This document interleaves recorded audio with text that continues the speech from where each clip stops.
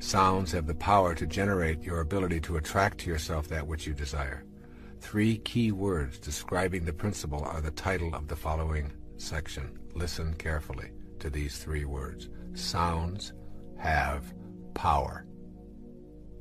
Sounds are a powerful energy. Every sound is a vibration made of waves oscillating at a particular frequency. The frequency range of the human ear is approximately 16 to roughly 40,000 vibrations per second. Sound is the intermediary between abstract ideas and concrete form in the material world. Sounds literally mold the abstract world of thought and spirit into shapes. In ancient ceremonial rites, words, sounds, and shapes combine to achieve certain ends. Each letter in a word signifies a sound and records the expression of a particular sound. Differing sounds were recorded for their own purposes. Sounds have an impact on us in a myriad of ways. The discordant and harassing sounds of machines, thudding, screaming, grating noises, bombard our consciousness and make it difficult to be serene and peaceful. Discordant sounds can cause internal illness or disease. But sound also has healing properties when it is harmonious and soothing. Healing takes place to the accompaniment of soothing harmonies and nature's music interspersed with spiritually nourishing silence. In addition to healing, sound is used in the creation process, which is the central concern of this 7th principle of spiritual manifestation. When we use the sounds of nature that are most consistent with the act of creation, we begin to attract the material form that we desire. Learning how to use sound is a way of harnessing its power for manifesting thought into the world of form. Manifesting is knowing how to make contact with that spiritual vibrational frequency while we are living inside a body in a materialized world. Pay attention to words and sounds because they can attract positive or negative influences into your life. Harmonious sounds are the ones that most contribute to a balanced and creative life.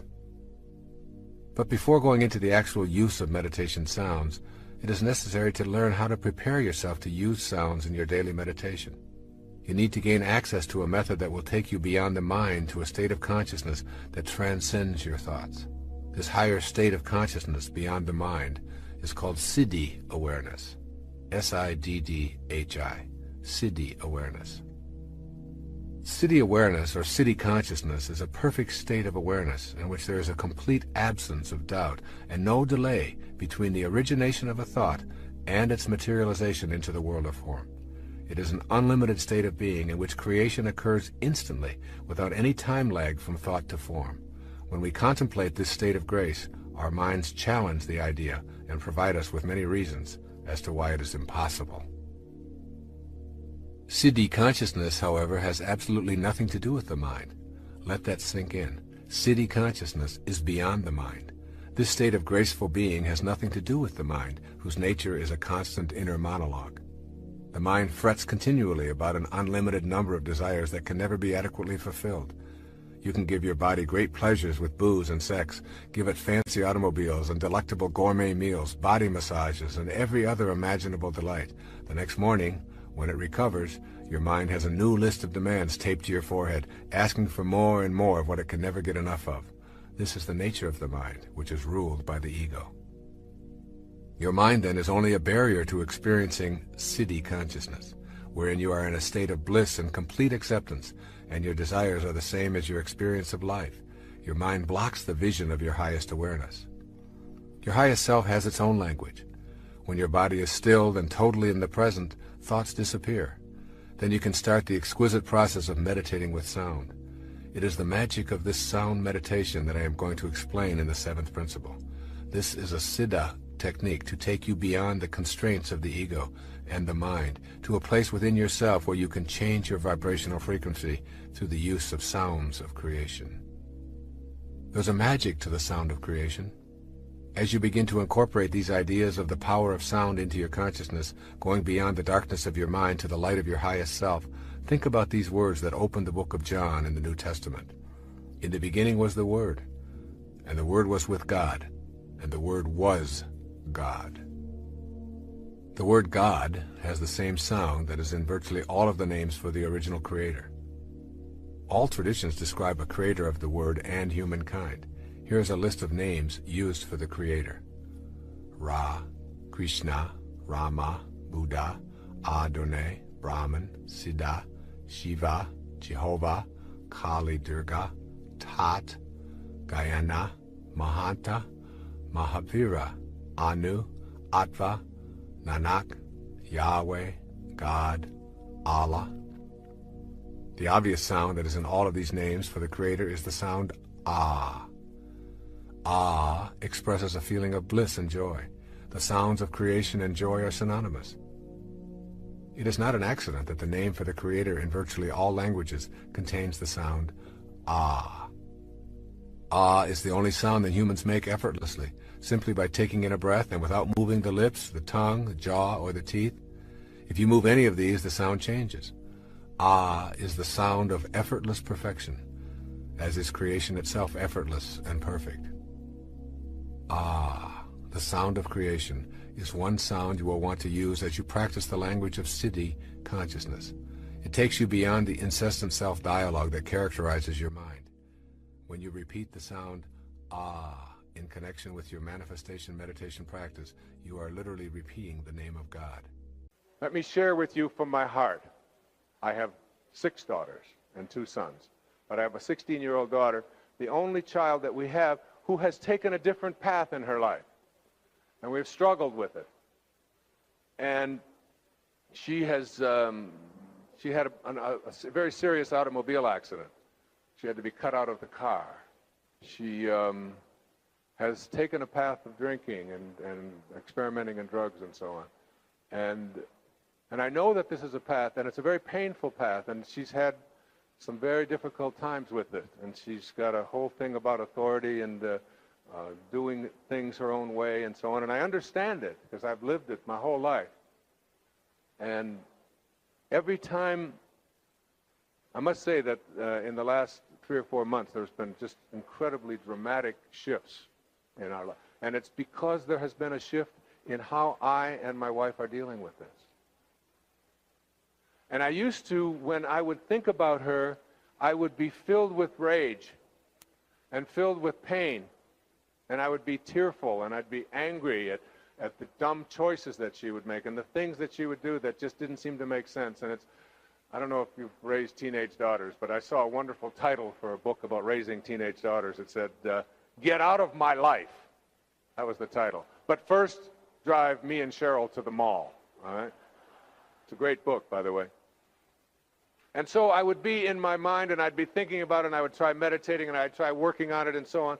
And nothing seemed to work. And then I began to study this Foundations of Mysticism, this series of lectures by Joel Goldsmith, this great healer, lived back in the 1950s, wrote the Parentheses in Eternity and the Infinite Way. Wonderful, wonderful readings. He was a Christian Scientist and a very big supporter of chiropractic as well. And he talked about how we nullify disorder, disease, disharmony, and so on. And that, a reminder, the spirit gives life.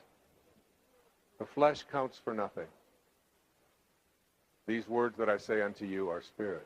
And he said, getting down on your knees and asking God to heal you, or getting down on your knees and asking God to grant you abundance where scarcity resides, getting down on your knees and asking God for anything is a foolish mission.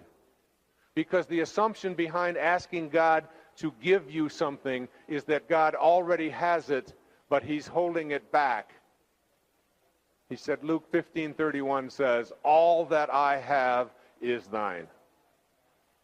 It's all yours already. And you are already connected to all that I have.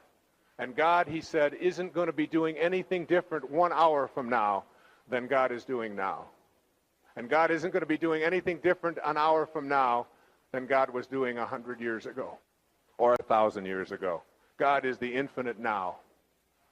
Don't assume that God is a withholding God. If I had the keys to healing you, to giving you abundance, to giving you a great relationship, to providing a job for you, whatever it is that you would like, and I held it all back unless you begged for it or obeyed the rules that I said you must obey, you would say, you know, you're really not even a very nice person, let alone a very nice God. He said you must know that you're connected to it already, and that the disease, the disharmony, the discord, will be nullified, will be wiped out when you bring spirit to it. And as I would think about my daughter and the rage, I would feel myself as I was plugged into the physical, the laws of the material. And I would, in my own mind, I would unplug myself from the material, and I would plug myself into God. It's a wonderful mental image when things aren't going the way you would like them to go. Just unplug yourself from the laws of the physical, especially where there's disharmony, disorder, disease, and plug into God. And what you do when you plug into God is you bring love, you bring pardon, you bring hope, you bring joy, you bring fulfillment to that, and you correct the error, and it's gone. I had a friend who was diagnosed with cancer and told that she had just a few months to live. And she knew that she was in disharmony. And she didn't even tell her parents. She didn't tell anyone. She knew what she had to do. She had read all the spiritual literature. She had immersed herself in meditation and deep prayer. But still, she was surrounded by and contaminated by the energy field of those who were living in fear and without faith. And she left and she rented a cabin up in Wisconsin, in northern Wisconsin. And she went there all alone. And in the process, what she knew she had to do for 8 to 10 hours a day, every day, was to just reconnect to her source. And in the process of doing this, of just communing with God and just bringing peace, she came back from there a cleansed and whole person, and a healed person as well. It is in the bringing of spirit to disease. And that's why I say and said to you at the very beginning, you must be operating at a different level. And while I don't think that it's very possible for most of us to ever completely get rid of this ego, as long as we're incarnated into a human form, I do believe that it is possible for us to tame it and to make it less of a dominant force in our lives by no longer having such an important role placed on being right and making other people wrong. One of the ways to begin to work at treasuring your divinity is to practice being kind rather than being right in as many occasions as you possibly can. And you have lots of opportunities to do this on a daily basis. Thousands of them show up in little tiny interactions in virtually every place you go, with strangers, with your children, with your spouses, on the telephone, ordering something in a restaurant, whatever. There's always this part of us that is the ego that wants to be right, that wants to make the dust rise from the earth with your swagger. And you know, after a while, you start noticing it. You start observing it. As your own ego becomes less and less of a dominant force in your life, you start to notice how much other people's ego is playing such a role, how much strutting there is, how much posturing there is, how much bragging takes place. You can see it in body language. You can see it in the way that people deal with each other. You can see it in lines at the grocery store. You can see it when you're trying to get your ticket straightened out at the airport, whatever it might be. There's this placing somebody else in a position of inferiority, and you are here to do this for me, and I'm more important than. And it isn't said that way, but it's sort of communicated. And you think to yourself that all of these people, I do it all the time, all of these people are nothing more than me in an earlier time in my life, that this is the way I was. I see it in my past relationships. I see it in the way that I dealt with my children years ago and the way that I deal with them now. I see it in noticing that it's easier now for me to be kind and to suspend being right. And I'm right almost all the time. But I no longer need to point it out, except for right now, of course. But the idea that even if you know that when you're talking to someone that they're completely wrong, if you can suspend the need to point it out, and instead just say something kind back in response, if you can just practice doing that wherever you are, those are points towards treasuring your divinity. It's not about worshiping more. It's not about getting down on your knees and practicing somebody else's orthodoxy. It's not about fitting in. It's not about memorizing verses out of the Bible or the Quran or the Torah or whatever. It's not about that. It's about practicing being Christ-like rather than Christian. It's about practicing being Buddha-like rather than Buddhist. It's about practicing being Muhammad-like rather than Muslim. Muhammad said, don't even harm any tree that has a green leaf growing on it. If there's a green leaf growing on it, don't harm it. Practice that. That kind of love and admiration for humanity. Live as much as you can those principles. And all it amounts to is simply beginning a process of moving out of the lowest levels of consciousness. The lowest level of consciousness is ego consciousness. Ego, some have suggested EGO, is an acronym for edging God out. That as you edge God out of your life, what you have done is you have separated yourself from your divinity, believed that you are those 6 things, separate from everyone, separate from what you would like to attract into your life, separate from God, your reputation. You start believing that this is who you are, and you start living this way, and you look upon your divinity as something that is out there that you'll see, you'll talk to on at the synagogue on Saturday or at church on Sunday morning or whatever. And you'll practice during certain days, like we call, at the end of the year, 30 days of fasting, and this makes me, closer to God and so on. To me, it's about applying the principles of moving past ego consciousness.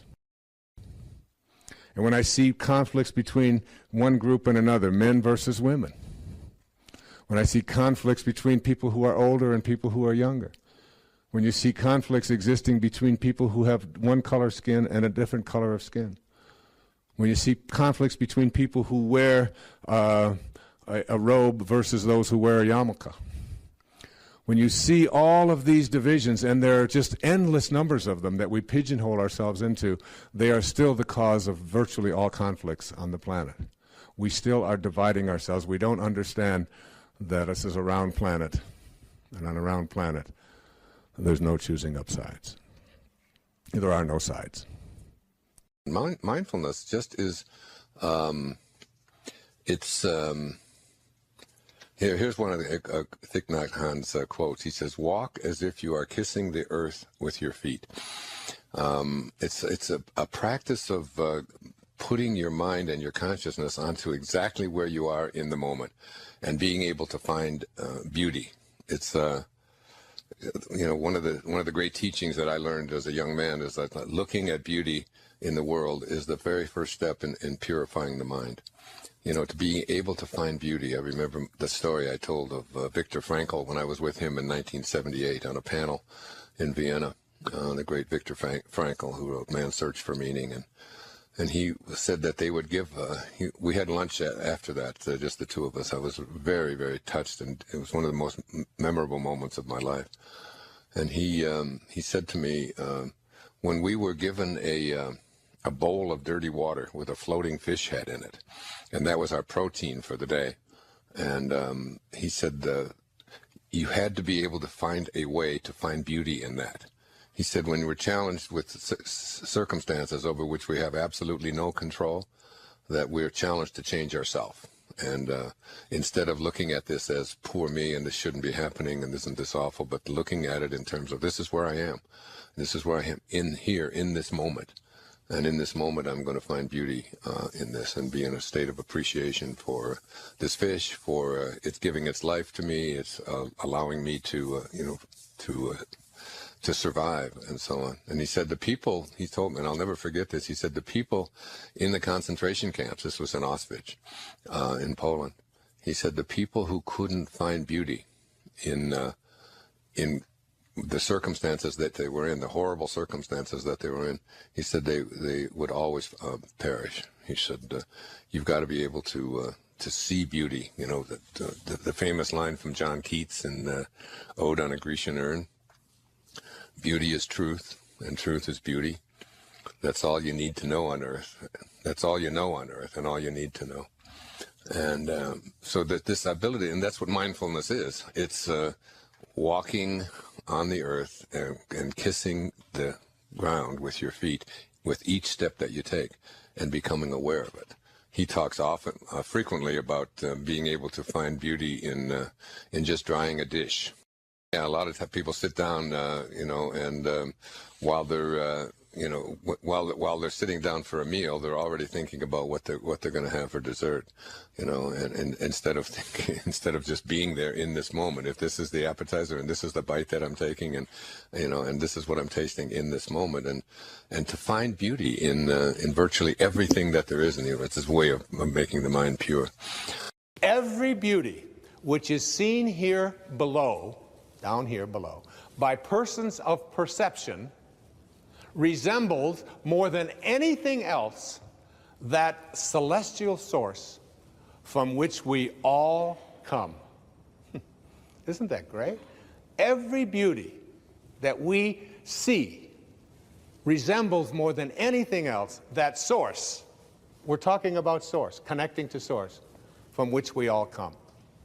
Do you see beauty? Do you see it more or less in your life? Can you find it in a homeless person urinating on the street? Can you find beauty in a cockroach? As you reach higher levels of consciousness, you begin to see, not only do you see beauty everywhere and in everything, you begin to recognize it as truth. And, you can look around, whoever you are, listening, wherever you are on this planet right now, look out your window, or look to your right, or look to your left, wherever you are, in a little room someplace, or sitting on a beach somewhere, or driving in your car, or whatever it may be, and just look around. What I want to say to all of you is that, the very first step in purifying your mind and moving into higher levels of consciousness and recognizing the eternal, infinite consciousness that you are, is to look at beauty in the world and see it in as many places as you can. And if you're a writer, you write a poem about it. I mean, there's 3 or 4 poems in there right now that and if I were talking, if Rumi were here listening, and maybe he is, maybe that was Rumi, in the, because I have such a love affair with his poetry. Maybe it was Rumi walking across my balcony on the railing, saying, "Find beauty in me." Just one of the strangest experiences that I've had, and that all came from Thich Nhat Hanh. And since we had that experience, and since I was reading him this week, I've been finding beauty in everything, in every little bird that flies by, and every person that's out there, and every wave that shows up, and so on. One, it seems to me, that is most important is that a leader is someone who sees the connection to the whole, the oneness, the unity. And followers rarely do. And you can get leaders from people who are in positions of followers if you look for these 2 qualities. The first is seeing the big picture, if you will, or the connection to the whole. Leaders always seem to see that. Whereas followers, if you've got a large corporation, within a department, the follower is somebody who only sees their job and what they have to do. So they get trained to do this particular thing, and they don't really see how it impacts on the next department, and on the next department, and on the entire company, and on the entire corporate structure. They're not able to see that. They will say things like, "It's not my department. I don't do those kind of things. It's not my responsibility. You have to go to the accounting department to get at that. Or you'll have to call shipping," or whatever it may be. And they stay that way. It's like they have that quality, and they almost stay that way their entire lives. There's no connection to the whole. Whereas a leader will see that everything that a person does within a department, not only how it affects them in the department, but how it affects the next department. and how it affects the entire business, and how it affects the profit picture, and so on. And so you will see leaders being conscious of the entire business unit. And that person will almost always elevate up to a point where they get to the top of the business or in positions of leadership because they're not just narrowly looking at how what I do affects just me. The second thing is that leaders, as opposed to followers, are people who see the long-range effect of everything that is being done. They don't look at just how I'm acting today. For example, if you're getting on an airplane and a flight attendant is rude to a customer, the leader, if they're sitting there looking at that, or even if they're a flight attendant who has these leader qualities, not only sees how that impacts on the entire organization, the entire airline, but they see how that impacts on future business as well. A year from now, 2 years from now, 5 years from now. If I have a bad experience with a person on an airline that turns me off to them, it isn't that individual that I'm going to be turned off to because they're just out of my life now. So the next time I'm going to make a reservation, I'm going to pick a different airline if there's one available. I might do that for 10 years. So that one tiny moment of truth that you have as a follower with a customer, if that person doesn't see the whole and doesn't also see the long-range thing, will affect them dramatically. And leaders always seem to know that. And so they're not just being polite and service-oriented and kind and decent to people because that's what they've been trained to do. They are being that way, first of all, because that's the way they are. That's the way they think. And as a result of the way they think, they see their connection to not only the organization and the future of the organization, they see a bigger picture. And that's really what this is about, this whole program, what we're talking about here. That's what the whole thing is about. It's like seeing the biggest picture of all, that how you behave towards your fellow man not only affects you and them and the organization and the profit picture a year from now or 2 years from now, but it affects all of us. It affects all of mankind. It's that big a picture that I'm trying to get at here. Yes, there are little tiny segments that we may be more interested in, but that makes us followers too, when you think about it. I mean, if you're only thinking about your airline or you're only thinking about your company and how their behavior impacts on the organization or in the future, then you're still limiting yourself because it also impacts on your city or your community, and it impacts on your country, and it impacts on the world, and it impacts on all of humanity, and it impacts on the universe as well. I work for myself. I'm not in anybody else's business. I see the biggest picture of all, that ripples throughout all of humanity. And you can bring it back down to apply these principles in your daily business and in your family and in your relationship, but you can expand them outward as well, so that you begin to see that every negative act, every hostile act, everything that is not in harmony that you do, every person who is not in harmony, that person cannot cooperate with the person next to him. He will want to gobble them up like a cancer. And when they are in harmony, and enough of us get into harmony, then it impacts on the entire planet. So we have to be able to extend our vision. If we're thinking of ourselves as leaders, it's one thing to be a great leader within your corporation, or even within your department, or even within your own family. But another thing completely to be a great leader of mankind. And we all have to see ourselves that way. We have to extend out as far as we can and back down as small as we can. And that's how it impacts on everything and everyone. Do I pray as if my prayers are already realized? The traditional means of prayer that I was exposed to throughout my life involved asking for something and hoping that an external God would provide me with the answers for my wishes.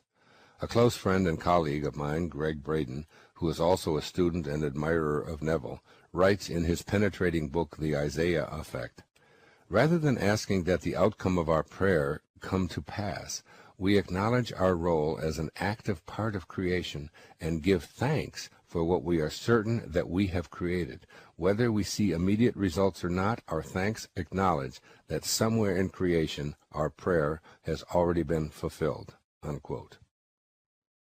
This may appear to contradict the ask and you shall receive version of prayer that you are likely exposed to. It may feel new, but it is so important that you acknowledge your own divine role in the fulfillment of your spiritually aligned desires for yourself and others. A vision is within your imagination as you enter into your sacred practice of prayer, one that is so strong you can already feel its fulfillment in your own body.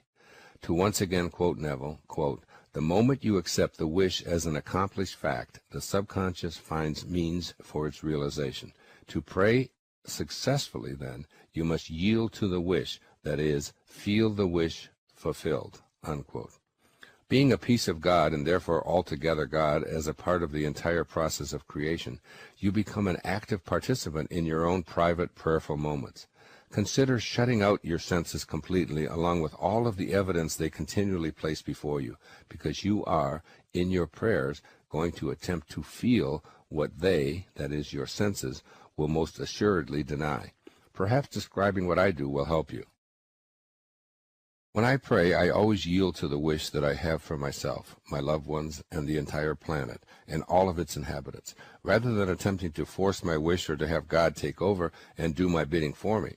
In my mind, I see my wishes as accomplished, and I experience what that feels like, savoring the feeling in my body. I stay in a profound state of gratitude. My prayer is without effort. Rather, it is felt as an already accomplished fact. I then act as if what it is I am praying for is my truth, even if my senses and all those about me give evidence to the contrary.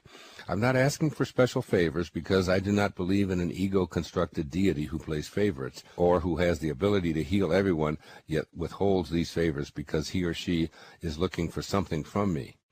I'm a part of the entire business of creation. I am divine consciousness, and I never forget it. I know I have the capacity to make conscious contact with my source of creation. There's no fear of insulting a mythical God.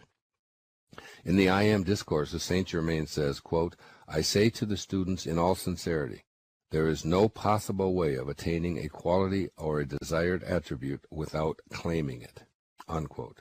With this in mind, I claim peace, health, happiness, joy, prosperity for everyone I know in my life. I claim peace and contentment for myself, for humanity, and the entire world. In my prayers, I give thanks for my mysterious role in all of this, and I reprogram my subconscious mind so I feel this in my body. I leave my sacred prayer time and go about the activities of my life, whatever they may be, with this feeling within me.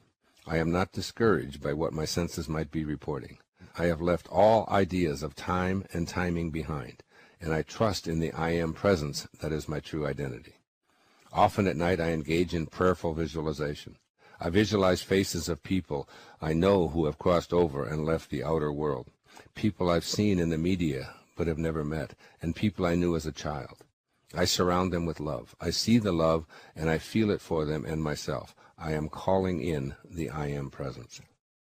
As the I Am Discourses teach, quote, "The undesirable moves out, and the I Am presence moves in, and you find that you have truly entered into a new world, filled with the happiness and perfection you have always known existed somewhere within your own heart," unquote.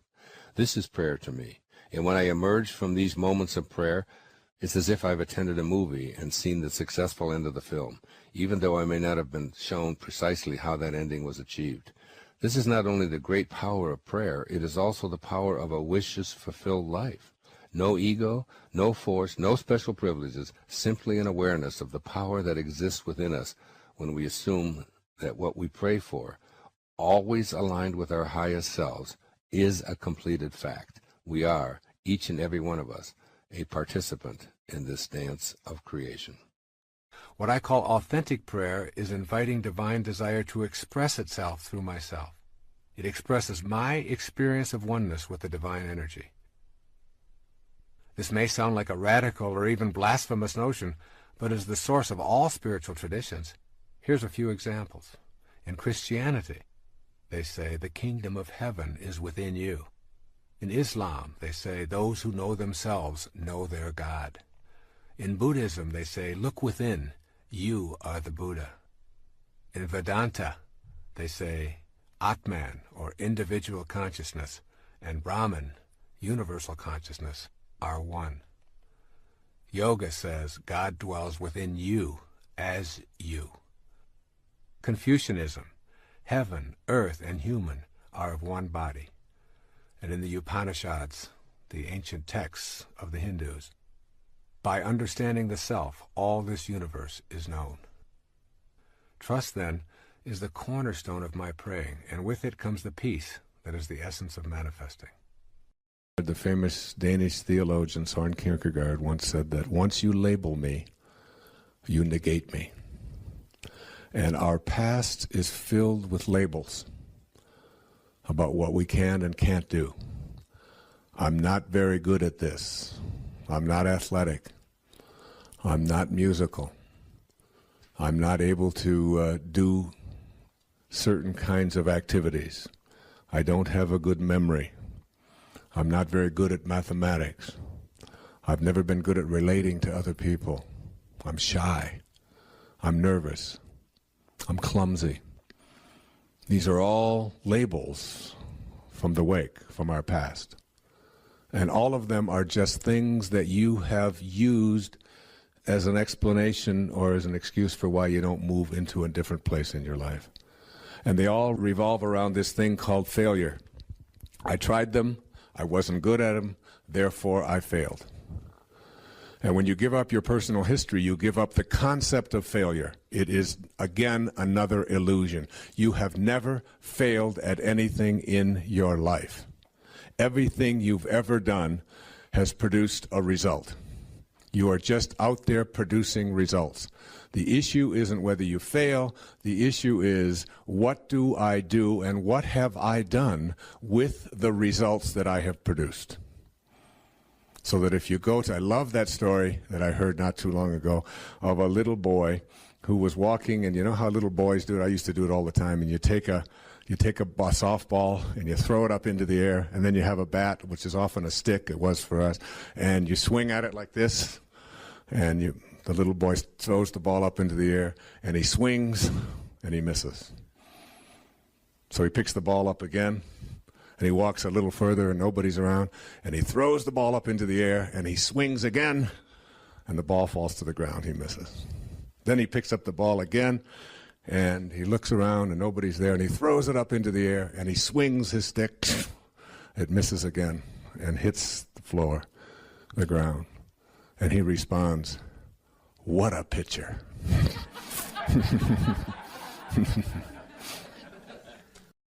It's the idea that you can never fail at anything. And I can't tell you how many endless clients that I have told, you have never failed at anything in your life. If you weigh 300 pounds, and you've weighed 300 pounds for the last 20 years, you have just produced enormous results. And the question isn't, why am I such a failure? Why have I always been obese? Why have I always been these terrible things that are back there in the past that I'm bonded to, and now coming up with reasons to explain it away? Well, my mother, we have this, and then I'm doing it in response to that, and this is because of that. And you can come up with an endless number of reasons. I was talking about this last night, that my brother and I both lived in the same foster homes in the same orphanage for years. And my one brother is very shy and very reserved and has had a great deal of difficulty. And I've been out there, very public and very outgoing and so on. And both of us can explain our behavior on the basis of the same experience. Obviously, I have self-confidence because I never had anybody to give me confidence when I was young. And I was always going from place to place, so I had to go within and rely upon myself. And my brother would say, obviously, I don't have any confidence because I didn't have anybody to give me any confidence when I was young. There was nobody there, so that's the way my life is. And you can explain anything away. But if you're that 300-pounder, you have produced results. The question is, what are you doing with the results that you've produced? What are you going to do about that? Are you going to be a great pitcher and remind yourself of this is a different way to look at that? Or are you going to tell yourself that my personal history is such that there's nothing I can do about it? If you want to walk the extra mile, the path less traveled, give up your personal history. If you don't have a story, you won't have to live up to it. And you can live every moment in the only place where you'll ever come to know what it's like to be connected and united with God. It's the only place God ever is or ever has been. Right here, now. Don't use your weaknesses, your struggles, your difficulties, the things that happen to you as a calling card. You know, it's sharing it with everybody else and using it as a way to get sympathy for yourself. If you've been through a divorce, if you're a widow, if you've been through cancer, if you've been, whatever it is, don't use that as a way to get attention for yourself. Because what it'll do is it'll keep you bonded back here. And it'll also give you more of an opportunity to repeat and attract the very thing that you're still upset about. Sounds have power. Now, again, this often will fly in the face of that which we have been taught by our ego mind. The beauty of sound is that there are different dimensions. There's the dimension of the world of form that we all are experiencing, that we're all in, all right? What our bodies and our chairs and our beds and our houses and all of that. There's that world of form, and that's a vibration. It vibrates at a certain speed. And then there's the other level of way, way, way up past that called the etheric level, which is another vibration, the world of thought and the world of spirit. In between there's an intermediary dimension. And that intermediary dimension between the world of form and the world of spirit or thought is the vibration of sound. And sound is our access to those higher, faster vibrations of speed and thought. So that even though we can't see sound, we can measure it pretty well with scopes and so on. We can tell how fast the vibrations go. Through sound, we can leave the world of form and use it as a vehicle for getting to that level of divine intelligence, which is vibrating at a very, very, like trillions and trillions and trillions of times per second, versus sound, which is between 30,000 vibrations and, say, 16,000 vibrations, whatever it is. So think about sounds like this. And certain sounds, therefore, have different capacities than other sounds. And there are certain sounds that are associated with this ability to be able to manifest. And if you learn these sounds and practice these sounds and meditate to these sounds, you will begin to access and make contact with the higher vibrational frequencies beyond the world of form. And so what Guruji explained to me is that there are two essential chakras in the body to be concerned with in terms of manifesting. One is called the root chakra, the base chakra, or the sex center. And the root chakra then has a channel, an internal invisible channel that goes from the base chakra to the third eye. And the third eye is the place that is located on your forehead between your eyebrows. Okay? And you think of this as a chakra or as an opening or as a computer terminal, if you will, that has been closed over. And to be able to radiate out energy from the third eye while meditating and sending that energy out into the world is one of the ways that we practice manifestation. And he said that there are two sounds to think about. One sound is the sound of creation. And the sound of creation, it's interesting, he encouraged me to look up the names that we have come up with throughout history for the Creator. Ra, Krishna, Rama, Buddha, Wakantanka, Adonai, Brahma, Siddha, Ahura Mazda, Shiva, Jehovah, Yahweh, God, Atto, Allah. And what is the sound that is with each and every one of these? The sound of Ah This sound of creation, the sound of Ah, is the sound of God. And it is a vibration like everything else that is mediation between the world of matter and the world of spirit. And it is the only sound that you make that requires no effort. As I open my mouth and make the sound Ah, notice that if I move anything, I change the sound. But if I move nothing, I have the sound of Ah, and it's the only sound that requires no effort. So it's Ah. Now as I move it, do you see what happens? The minute that I move anything, the sound stops. It's not an accident that this sound is in the names for all creators, because sounds originated with ancient sages vocalizing what they heard in their meditations. This sound of Ah. It is the repetition of the sound of God. And I'm going to put this energy of Ah out into the universe. And as I do, I am going to attract to myself, through the power of creation, the way that you unite your mind, which is on the left-hand side, with the self, which is on the right-hand side. The way that you do this is through the use of the sound of Ah.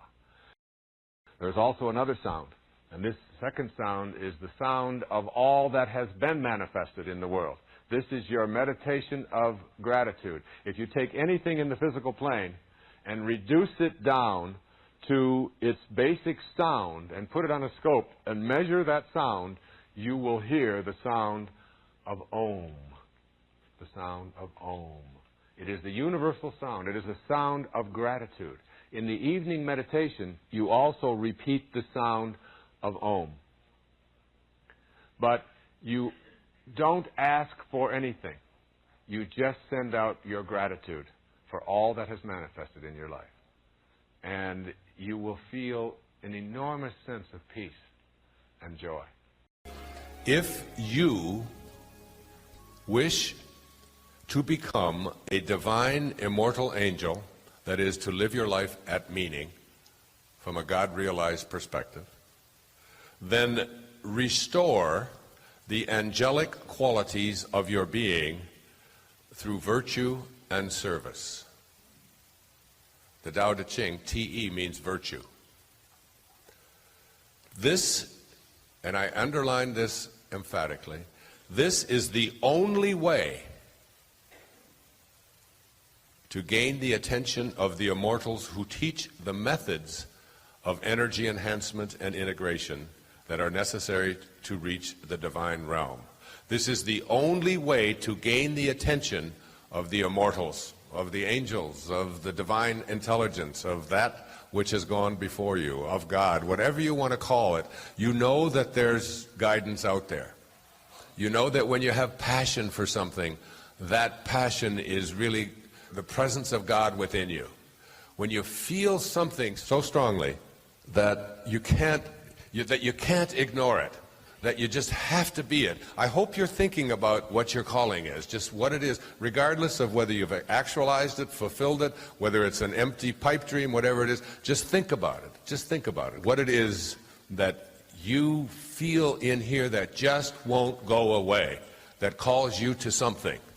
And if you want to gain the attention and get the help, the guidance that you want, this is what Carl Jung meant when he talked about synchronicity, that as you elevate, as you get closer and closer to this divine realm, what happens is that the right people suddenly began to start showing up. The right idea begins to come along. What I call in the film, the quantum moment begins to happen, that vivid, surprising, benevolent, enduring idea that comes to you. Now, how does the guidance get here? These angelic teachers cannot be sought out. In other words, you can sit here and meditate all day long and sit here and pray and hope and ask for the guidance of these teachers to come to you, and according to Lao Tzu, you'll never find them. The only way to gain the attention of the immortals who reach the methods of energy enhancement and integration is to start living your life through virtue and service. And when I made that shift and began to realize that my life was really about serving, because that's all you can do. If you can imagine God with hands, just try to imagine God with hands. And ask yourself, what does God do with his hands? What is the only thing that God can do with his hands? The God that you know, the Tao, the source that is responsible for all of creation and welcomes all of creation back. What does God do with God's hands? Creation is already complete, as you'll hear this afternoon. It's already complete. And it's just constantly giving, isn't it? It's just about giving. Does God ever say, I want something back from you? Yeah. I give you life, you got to give me this. But God just says, here is life, here are the birds, here are the trees, here's the sky, here's the water, here's the ocean, here's the universe, here it is. What do I want back? Nothing. Hafiz, the great Persian poet, said, even after all this time, the sun never says to the earth, you owe me. Just think what a love like that can do. It lights up the whole world. It almost sounds too simple, but when I made that shift, it started chasing after me. It always has chased after me, but my ego would get in the way and think that this was about me. But when I really was able to suspend that ego,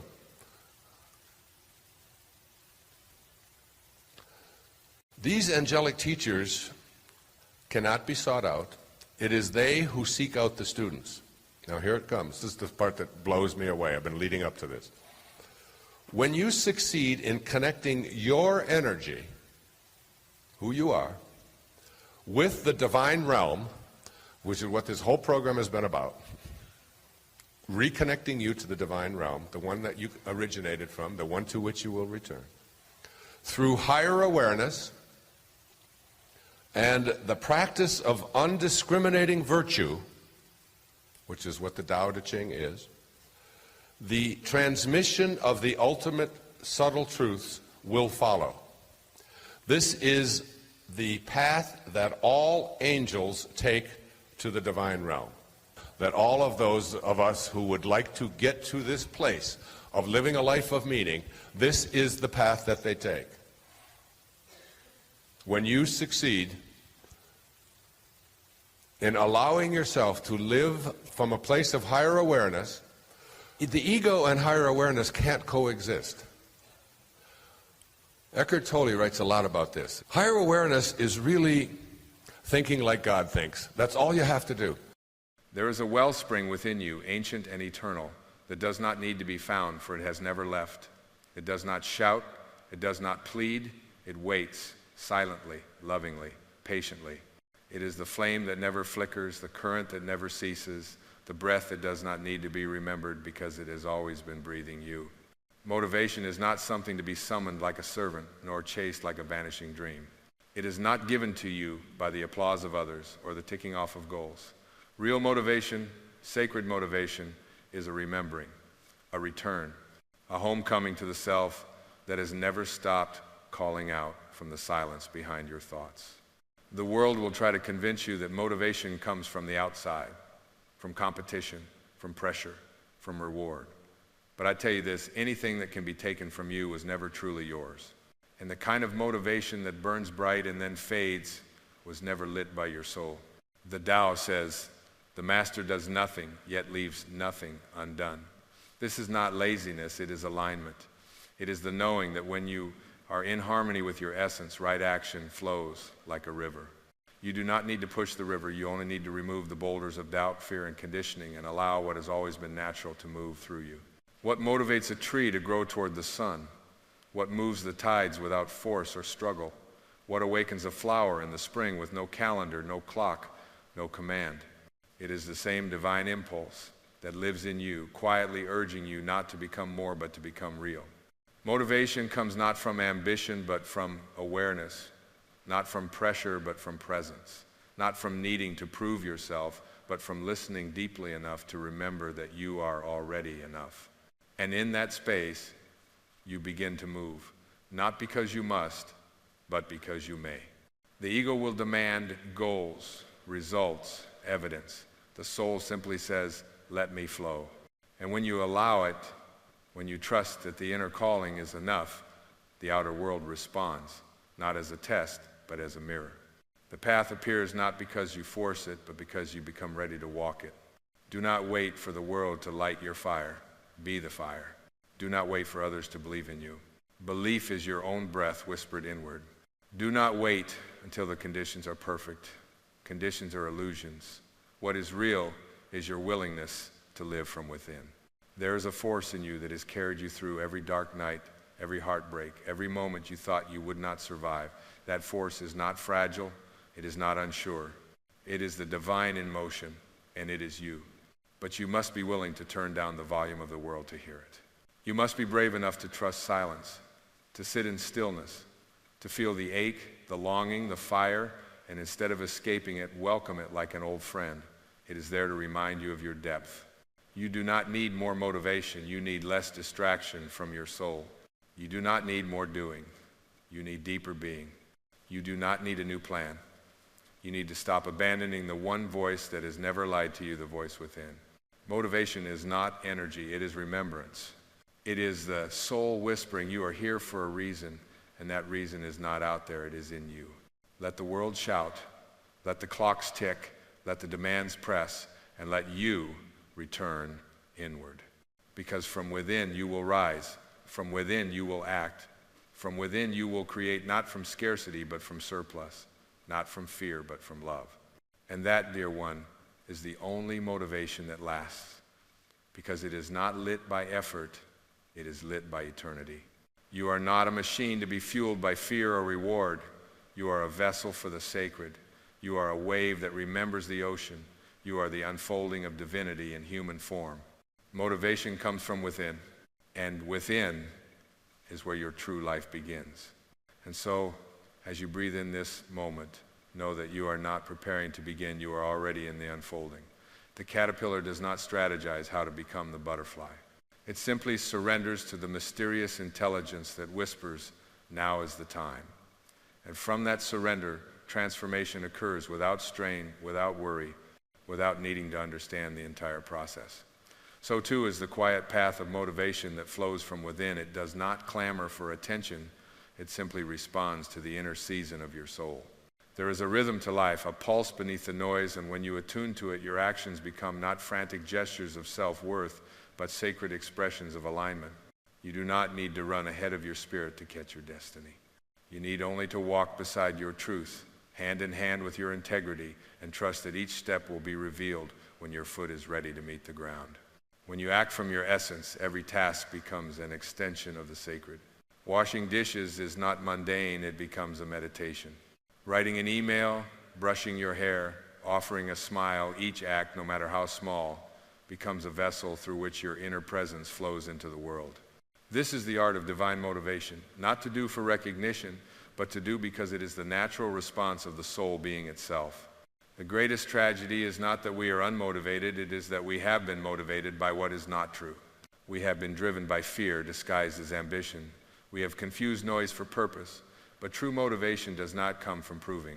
It comes from being so deeply rooted in your own truth that movement becomes inevitable. Just as the sun does not need applause to rise, you do not need external permission to shine. There is nothing more radiant than someone who is quietly, unapologetically in tune with themselves. They do not need to chase attention, they become attention. Their very presence becomes a sermon without words. And that presence is available to you, not in the future, not after the next achievement, but here, now. In the deep stillness of your being that has never stopped believing in you, let yourself soften into that stillness. Let yourself fall beneath the waves of striving into the quiet ocean of surrender. For it is in that place when you are no longer straining to become where the greatest power is found. Not the power to dominate, but the power to create. Not the power to impress, but the power to express. The power to let life flow through you as a sacred instrument of truth. You were never meant to manufacture purpose. You were meant to remember it. And when you remember it, you no longer need to be pushed. You are pulled. Pulled by grace. Pulled by joy. Pulled by something vast and loving that does not speak in deadlines, but in devotion. You do not need to ignite your fire with force. Simply remove what dampens it. Let go of comparison.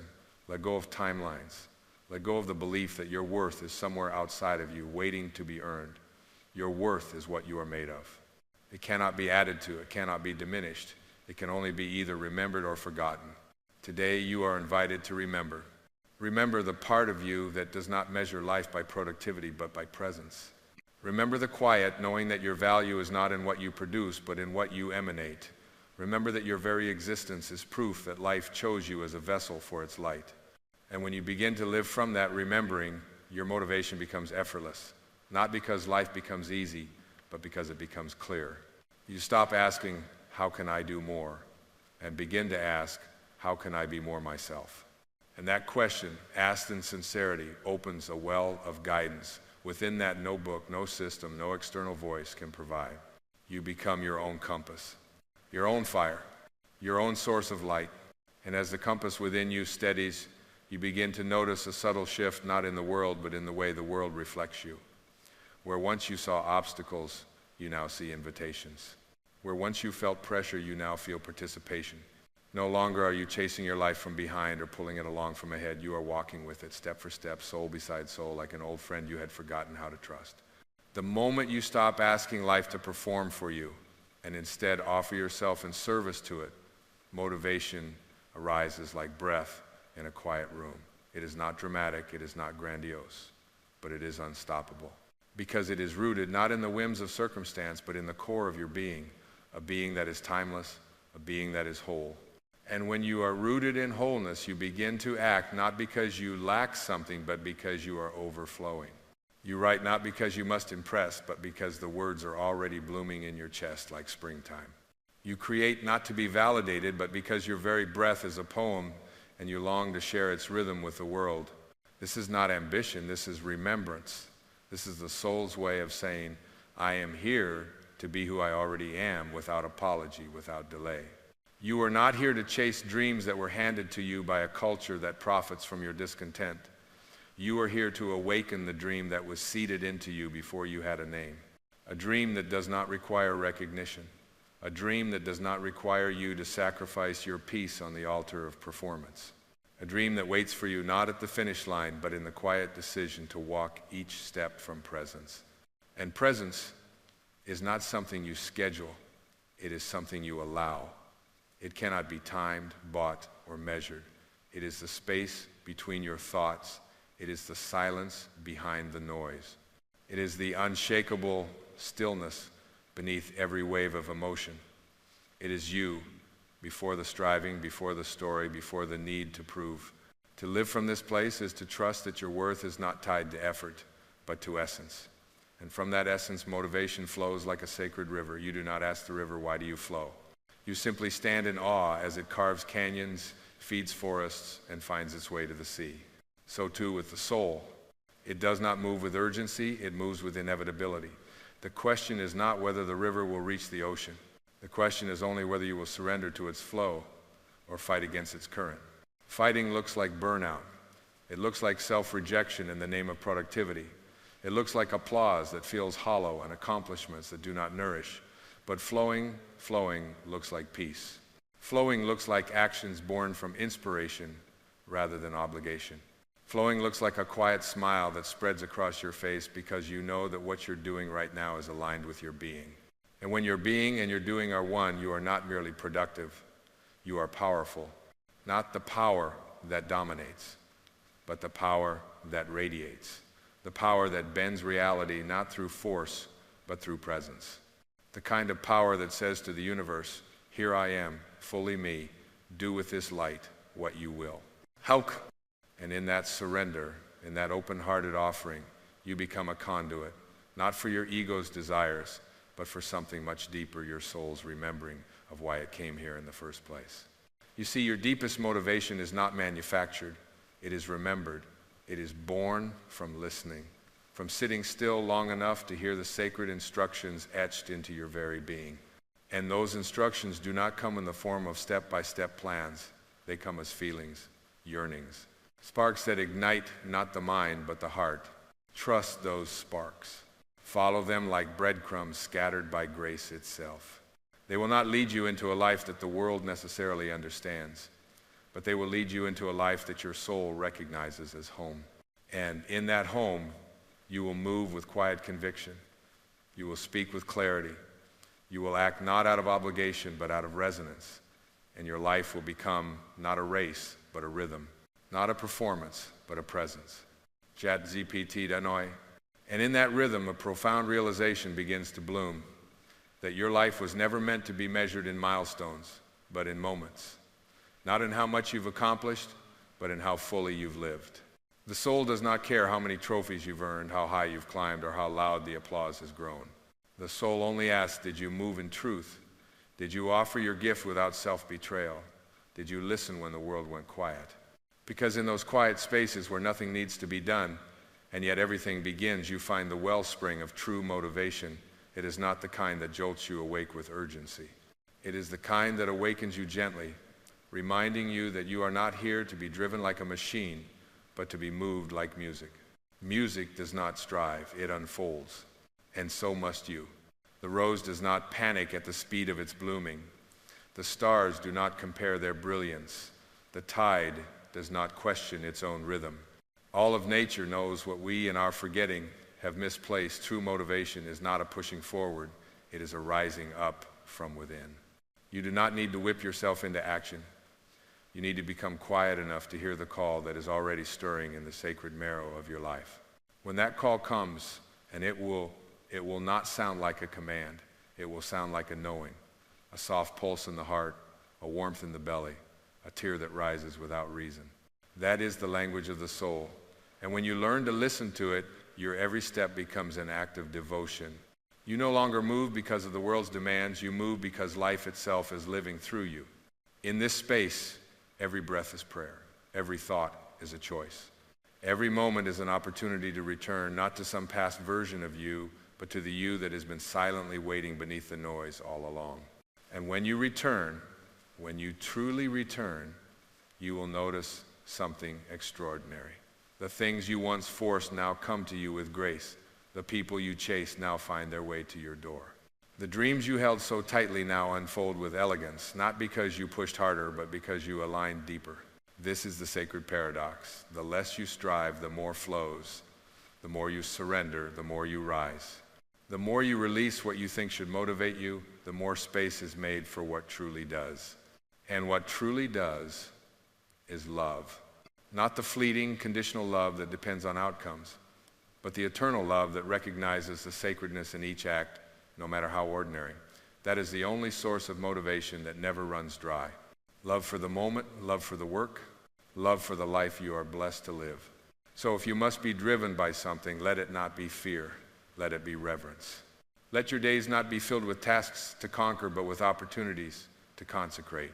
Let each choice you make be infused with the awareness that everything is connected, that your intention matters, your presence matters, your energy matters more than you've ever been told. The world has taught you to pursue motivation like a fuel, burn it fast, get things done, move on. But your soul is calling you to become the flame itself, everlasting, illuminating, not because of the effort you exert, but because of the light you allow. So rest, dear one, not in inaction, but in inner alignment. Rest in the truth that you do not need to push to be powerful. You need only to be present, to be impactful. For the greatest source of motivation is not out there, it is already moving through you. And when you learn to trust that this sacred inner movement is enough that it does not need to be amplified, adorned, or explained, something ancient reawakens within you. The need to hustle for your worth, to race for recognition, begins to dissolve like mist beneath the morning sunday. In its place arises a quiet dignity, an inner authority that knows, I am not here to be validated, I am here to be revealed. And as you are revealed, not through performance, but through presence, the whole universe begins to shift in response. Not because you demanded it to, but because you align with the rhythm that has always been beating beneath your being, the rhythm of authenticity, the rhythm of grace. When you are motivated by alignment rather than ambition, you discover that every action becomes sacred You don't write the book to be admired, you write it because the words have become too full to keep inside. You don't sing the song for applause, you sing because the melody has ripened in your chest and it would be a disservice to silence. You don't start the business to prove your value, you start it because your very presence infuses value into everything it touches. And that is the divine reversal. The world teaches you to seek motivation to get results. But the soul whispers, return to who you are, and the results will become irrelevant. Not because they no longer matter, but because they are no longer the measure of your worth. They become fruit, not fuel. You begin to see that the true reward is not in what you gain, but in how deeply you were willing to be yourself, how boldly you listened, how gently you moved, how authentically you allowed yourself to show up even when no one was watching. This is the essence of inner freedom. Not to be untethered from responsibility, but to be unbound by performance. To act from a place so true, so still, that your entire life becomes a symphony, unwritten, unrehearsed, and utterly perfect in its imperfection. And yes, there will be days when you forget this. Days when the old voices return, whispering their doubt, enticing you with their promises of worth through productivity. But even then, you will have something they cannot reach, a memory. A muscle of stillness that remembers the truth even when the mind trembles. You will remember that you are not your outcomes. You are not your schedule. You are not your hustle, your status, your resume, or your reputation. You are the still point from which all movement arises. You are the awareness watching the rise and fall of your desires, knowing none of them can contain you. You are the witness of this dance, not the dancer who must always move to be seen.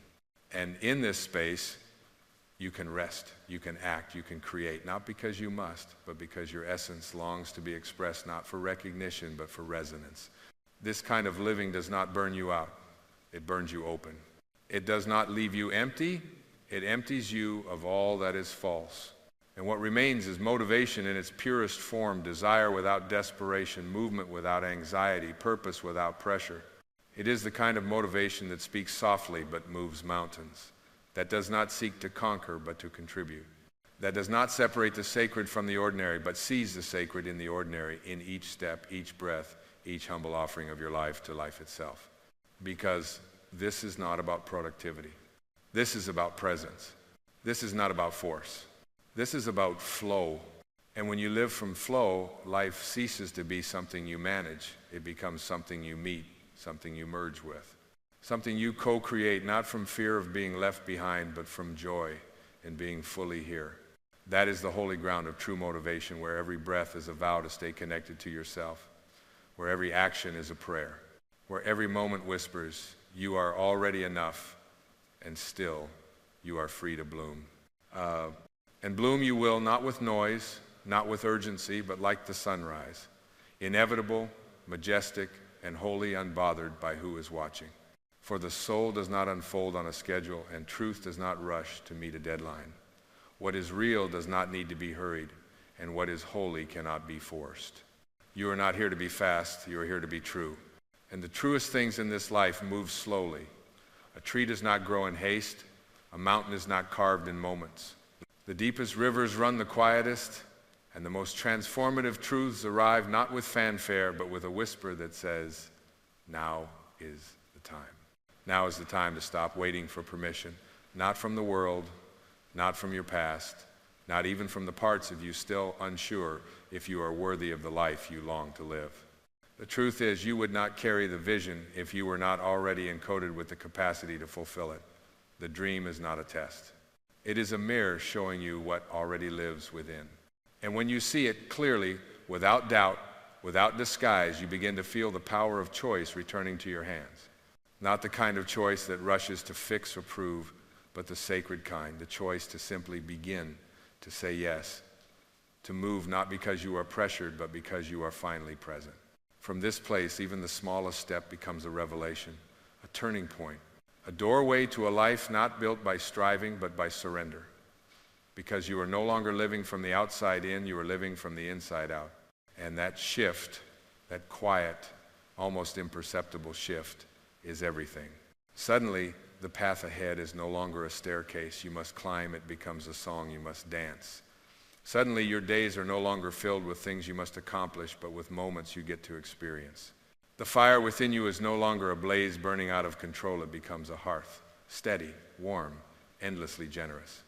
And others will feel it. They will be drawn to you not because of what you do, but because of the energy from which you do it. They will ask you, how do you stay inspired? How do you keep going? And you will smile, not because you have a strategy, but because you have a secret. And that secret is this: you are not chasing motivation. You are listening to your soul. The soul does not speak in goals. It speaks in resonance. It tells you not what the world wants, but what your spirit is ready to express. And that expression is never random. It is the medicine you are meant to offer, not in grand gestures, but in the honest way you move through your life. And here is the quiet miracle. The more you trust that your inner guidance is enough, the more life responds in kind. Doors open, not because you knock harder, but because you arrive fully. Opportunities arise, not because you push for them, but because you are no longer hiding from them. You begin to realize that it was never about summoning more effort. It was about removing the blocks to your natural flow. Fear, doubt, comparison. These are not the truth of you. They are clouds, temporary, passing. But the light behind them, that is eternal. And that light is you. It always has been. You have not been led through these words to be entertained. You have been led here because something in you, timeless, vast, unshaken, has been waiting for this return. A return to stillness, a return to source. A return to the knowing that what motivates your soul is not the promise of a distant reward, but the intimacy of the now. Let us remember this together. You are not the seeker of light. You are the light that seeks expression. You are not waiting for a reason to act. You are the reason. You are not here to chase the sun across the sky. You are here to remember that it rises in you. No longer must you run from yourself to feel alive. No longer must you conquer to feel valuable. No longer must you gather to feel full. For the fullness you've hungered for has always lived in your breath, in your heartbeat, in your presence. And when you live from that place, the world begins to move with you, not against you. Let your movements now be sacred, not rushed. Let your goals be guided, not grasped. Let your voice carry the truth of still waters and ageless stars. Because what you offer the world is not your resume, your accolades, your image. What you offer the world, what it longs for, aches for, hungers for, is your realness, your radiance, your reverent aliveness. And this motivation that comes from within it is not a moment. It is a state of being, a communion with the eternal current that animates all life. It is the silent river beneath every great song, every great act of love, every quiet moment of courage. It is your birthright. It is your blueprint. It is you. So take this knowing with you, not in your hands, but in your soul. Walk slowly now. Let the earth feel your feet. Let the sky meet your gaze. Let every interaction be an offering. Let every silence be a prayer. You no longer need to hurry. You are not behind. You are exactly where life is asking you to bloom. There is no summit beyond you that will make you more whole. There is no success outside you that will make you more sacred. There is only this: the breath, the being, the becoming. Not of someone new, but of someone true. So go now, not to find your path, but to walk it. Not to seek your fire, but to live it. And remember always, when the noise of the world grows loud, when doubt returns like an old visitor, when the way forward feels dim or uncertain, pause, close your eyes, and feel that gentle stirring within. That stirring is your soul. That soul is your guide. And that guide is enough. Motivation comes from within. It always has. It always will. There is a silent music playing within you. You may not hear it with your ears, but your soul feels it. It hums beneath every breath, dances in the space between your thoughts, and calls to you in moments of stillness, when the noise of the world fades and all that remains is a whisper, a vibration, a knowing. This music is not made of notes or instruments. It is the sound of your purpose, the rhythm of your essence, the sacred song your soul came here to express. It does not beg to be famous or praised. It longs only to be lived, fully, authentically, now. But too often we silence it. We silence it with doubt, with fear, with the weight of other people's expectations. We trade the soaring melody of our inner truth for the safe hum of conformity.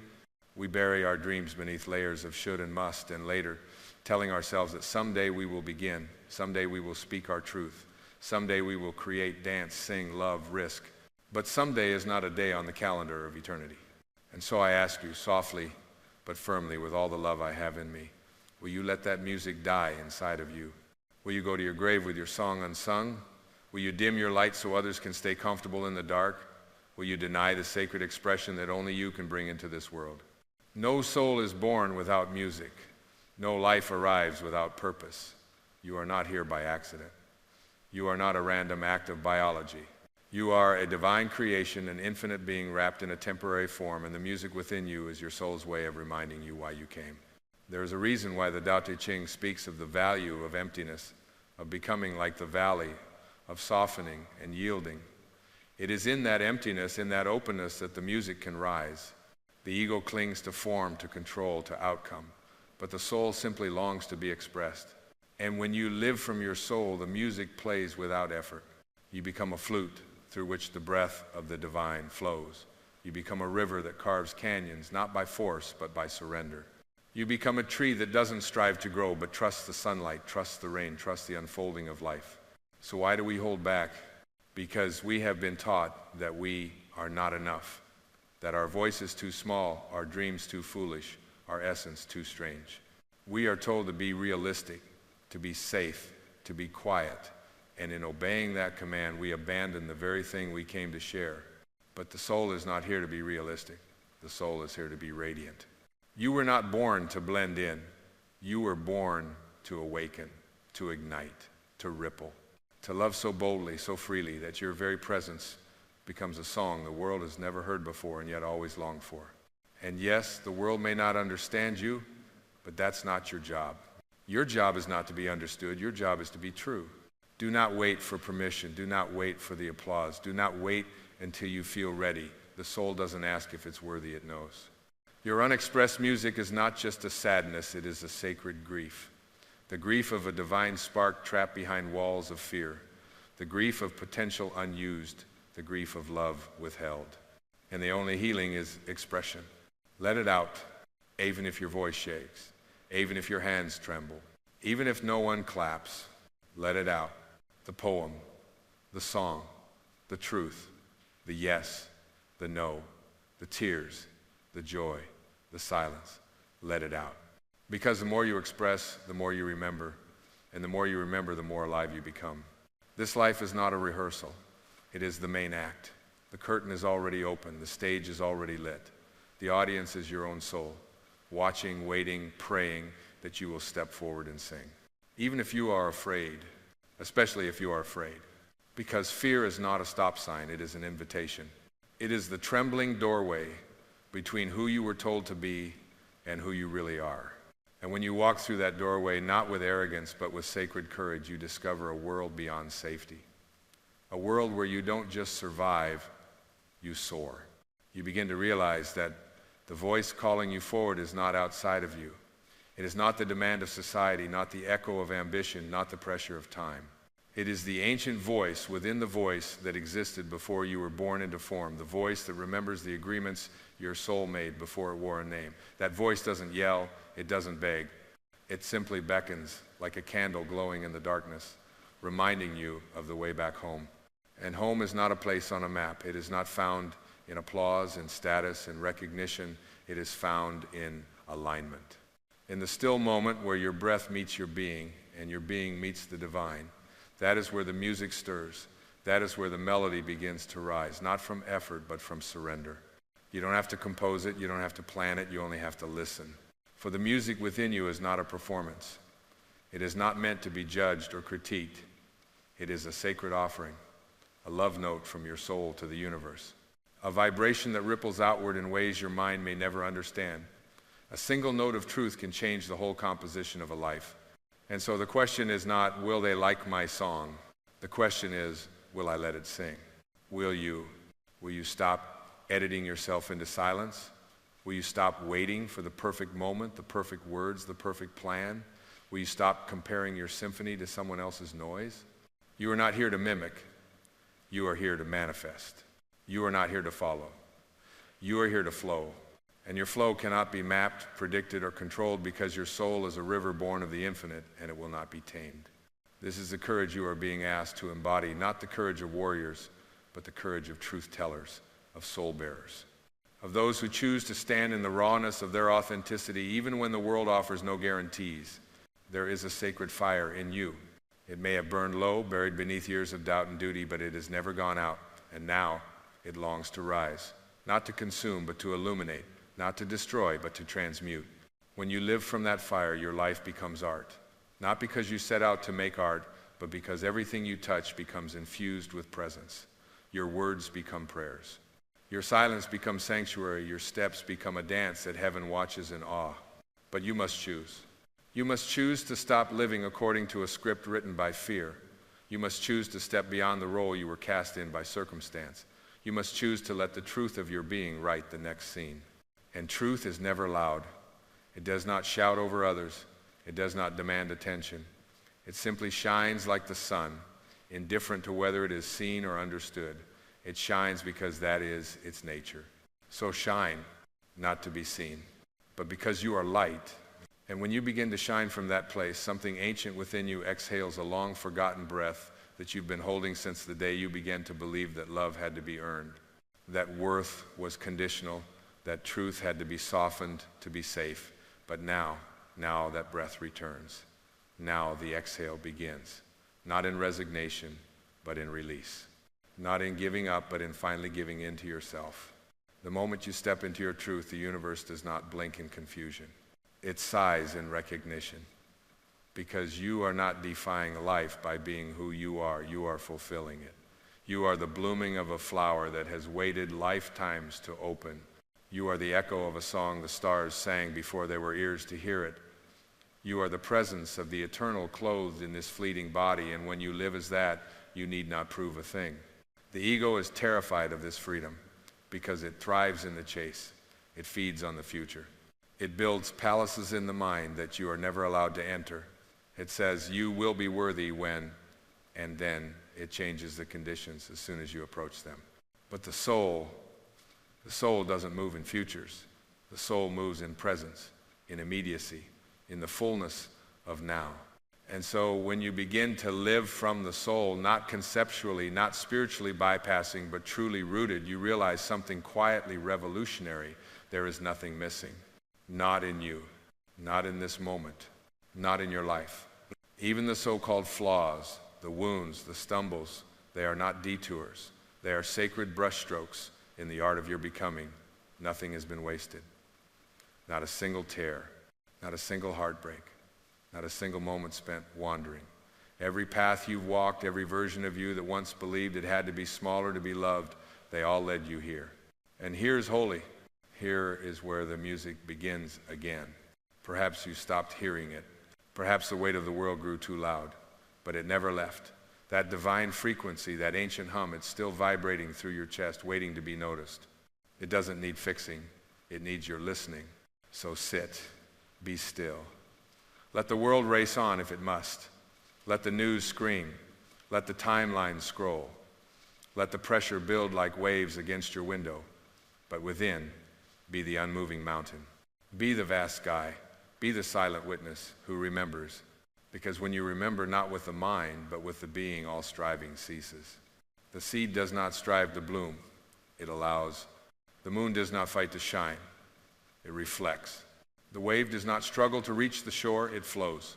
And so must you.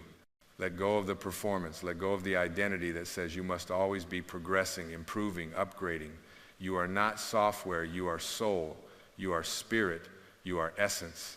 And essence does not need enhancements, it needs expression. Let yourself cry without explaining. Let yourself laugh without apologizing. Let yourself dream without diminishing. Let yourself rest without guilt. These are not indulgences, they are your return.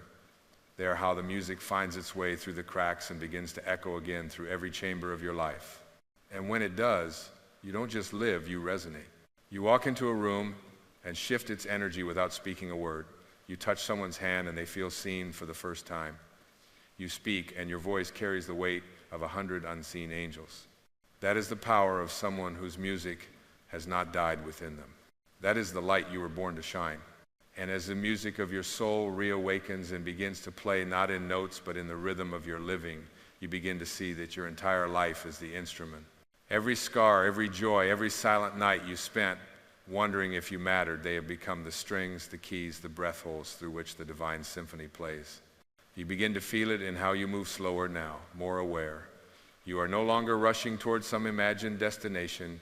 You are present, reverent, a quiet guest in the sacred temple of this moment. And the moment in turn reveals itself as holy. The ordinary becomes illuminated. A cup of tea is no longer just a drink, it's a ceremony. A walk in the morning is not just exercise, it's a pilgrimage. A look in the mirror is no longer just reflection, it's recognition, not of the body, but of the being. And that being, that eternal self behind your eyes, it begins to lead. You notice that you speak less, but your words carry more truth. You chase less, but more arrives. You strive less, but you feel more alive. Because the soul has taken the reins, not in domination, but in quiet alignment. It doesn't yell over the ego, it waits, it watches. And when you are ready, it whispers, welcome back. Welcome back to the space before thought, to the breath before tension, to the innocence before the world told you who to be. Welcome back to your own divine nature, the you that was never wounded, never separate, never lacking. It is here that healing begins. Not because you fixed yourself, but because you stopped denying yourself. You stopped pretending to be small. You stopped negotiating your light to fit into shadows that were never meant for you, and now the light expands. It doesn't demand that others understand. It doesn't seek validation. It simply radiates. You walk into your life not as someone begging for a place at the table, but as someone who is the table, offering presence, offering truth, offering love without need or condition. And something sacred happens when you do this, not only for you, but for everyone you touch. Your courage to express your music gives others permission to tune into their own. You become a mirror, not of perfection, but of possibility. And in your presence, people don't feel impressed, they feel remembered. Because your authenticity calls forth theirs.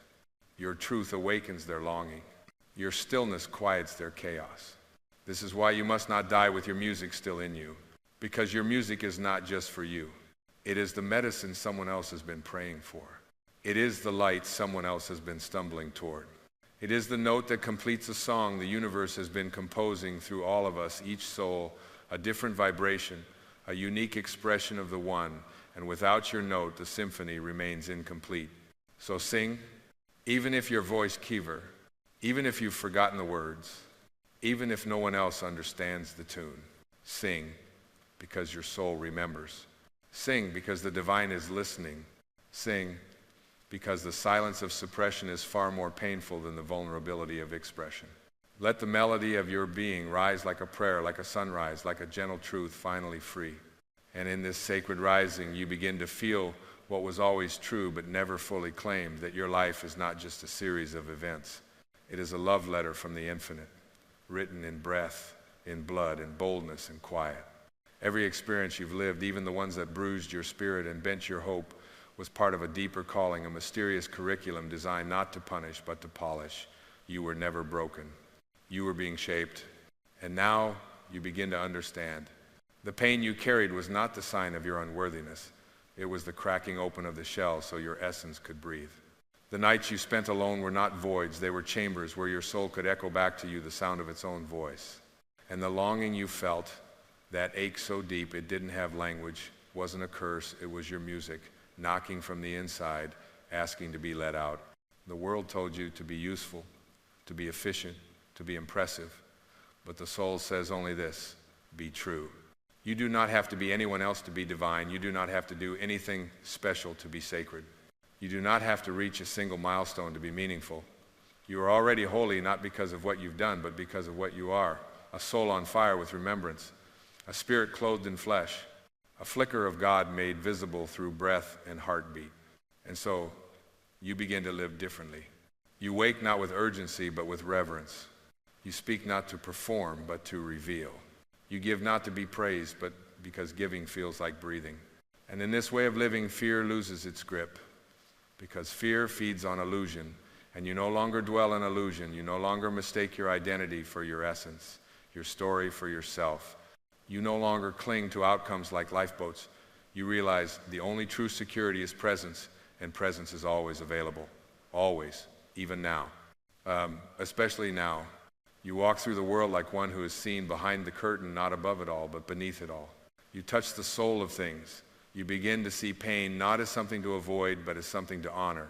Joy not as a reward, but as your natural state when resistance falls away. Other people not as threats or puzzles, but as fellow waves of the same ocean, remembering themselves through each other. This is what it means to be awake. Not to escape life, but to embody it fully. To meet each moment as it is, without needing it to be different, to be sacred. To love without possession. To give without depletion. To rest without guilt. To exist not as a project to fix, but as a presence to live. And from this place, your music becomes unstoppable. It pours from you not in noise, but in essence, it's in the way you listen, in the way you forgive, in the way you walk away from what no longer aligns, not in anger, but in truth. You are not playing small anymore. You are not waiting for permission. You are not apologizing for your fire. You are standing in it, breathing in it, becoming it. And yes, not everyone will understand. Some will resist your light. Some will call your truth too much, your love too fierce, your stillness too strange. But remember this, they are not rejecting you. They are meeting their own discomfort in the face of your freedom. Keep shining anyway. Keep singing anyway. Keep walking with the certainty of someone who remembers their origin not in time, but in eternity. Because when your final breath comes, and it will, as it must for all who wear this flesh, may you not feel regret. Not because you were perfect, but because you were real. Because you dared to live while you were alive. Because you refused to let your song be buried with you. And in that final moment, may you smile, knowing that your music did not die in you, it rose from you. And it changed the world in ways you'll never fully see, but always feel. There is a weight many carry not in their hands, but in their hearts. A heaviness that does not show in photographs, does not speak in meetings, does not scream for attention, yet it lives in the background of every breath, the weight of the past.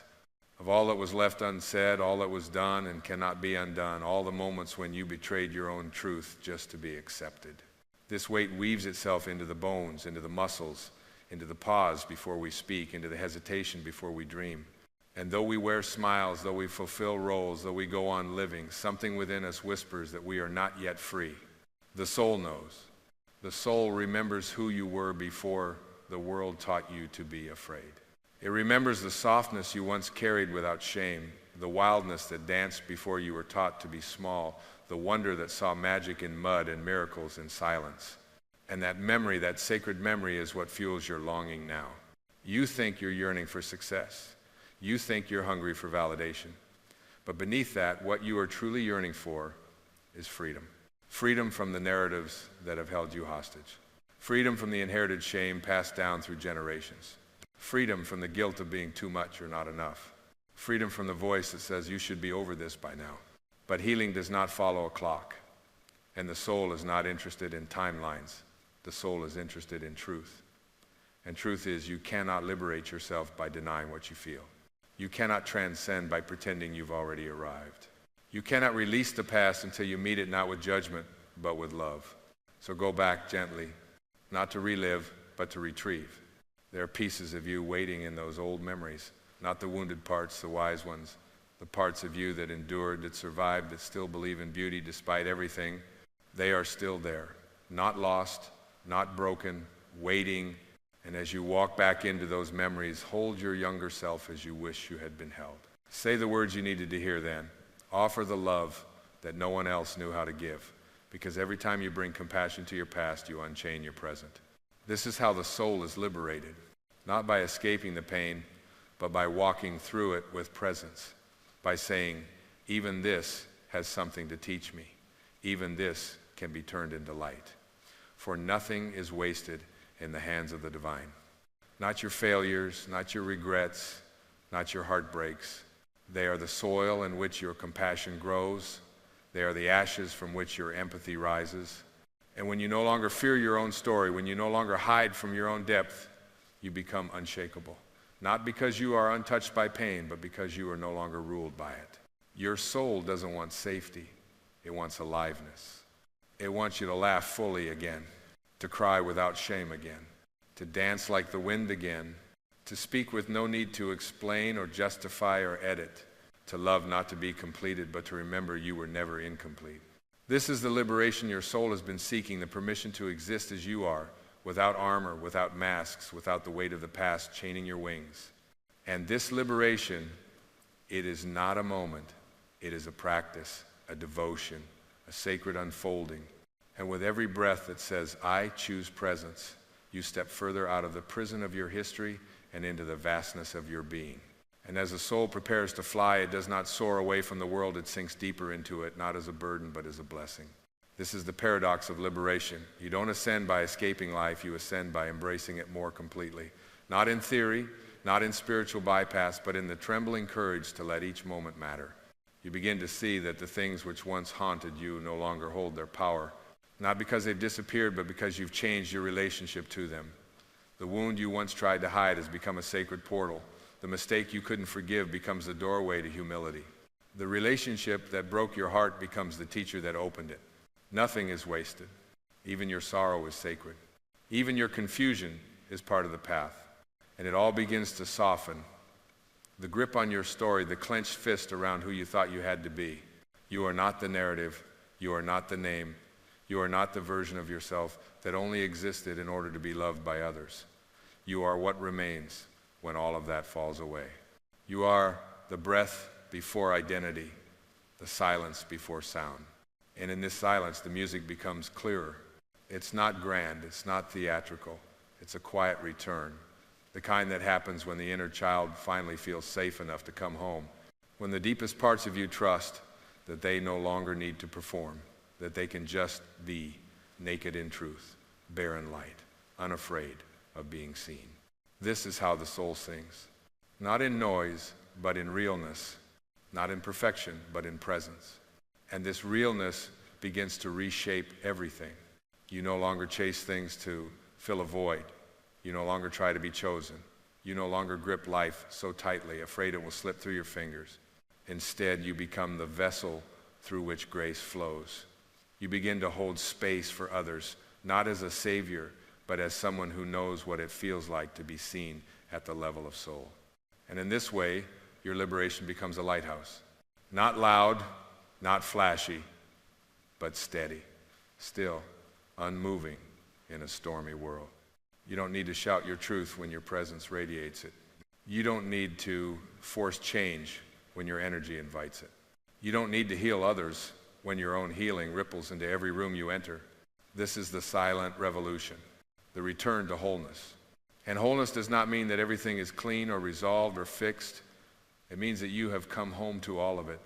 The mess, the beauty, the chaos, the grace, that you hold it all with reverence, that you bow to it, that you allow it to shape you not into something else, but into more of who you really are. This is the soul's deepest music, the song that can only be sung by the one who remembers who they are beneath the layers, beneath the years, beneath the noise. And now you remember, and now, as the final notes of this sacred symphony begin to emerge, as the current slows to a gentle stream and the soul begins to rest in its own fullness, I ask you not from mind, but from the heart behind the heart, can you feel it? That stillness, that peace, that quiet, vast expanse within you where nothing is missing, nothing is wrong, and nothing needs to be explained. The place where you are not chasing, not proving, not becoming, just being the music, being the light, being the echo of something eternal wearing the shape of your name. This is what you came here for. Not to be impressive, but to be expressive. Not to fit in, but to remember that you were never made to be confined. Not to collect achievements, but to offer presence. And in this remembrance, everything unnecessary begins to fall away. You loosen your grip on outcomes. You stop bracing for love. You stop apologizing for existing. You no longer shrink yourself to fit the room. You enter as you are, full-hearted and unarmored, because you finally trust that the divine doesn't speak in measurements, it speaks in alignment. You don't need to do more, you need to be more you. Because the world is not aching for another perfect mask. The world is aching for truth, for presence, for souls like yours, unguarded and wide open, for people who live like prayers not recited but embodied. And that beloved soul, is who you are when you let the music rise. You don't just fill a space, you bless it. You don't just speak, you transmit. You don't just survive, you awaken. And when the final breath of this life leaves your body, it will not ask you, were you perfect? It will ask you, were you real? Did you love with your whole being? Did you give yourself permission to matter? Did you turn your wounds into wisdom and your silence into song? Did you let the sacred within you come forth, not once or twice, but every day in the way you listened, the way you forgave, the way you walked gently through this earth, leaving behind not noise, but resonance? If the answer is yes, even in fragments, even in whispers, then you did not die with your music still in you. You gave it. You lived it. And because of that, the universe is forever changed. Not in loud ways, but in real ways. And the real is always eternal. So take this breath, not as an ending, but as a beginning. Not as a final note, but as a new silence in which even more truth can rise. The silence of someone who has returned to their own divine rhythm. The silence of someone who remembers they are the instrument. They are the song. They are the sound of God sung in human form. And the music will never stop. Because it is you, it always was. And now it is free.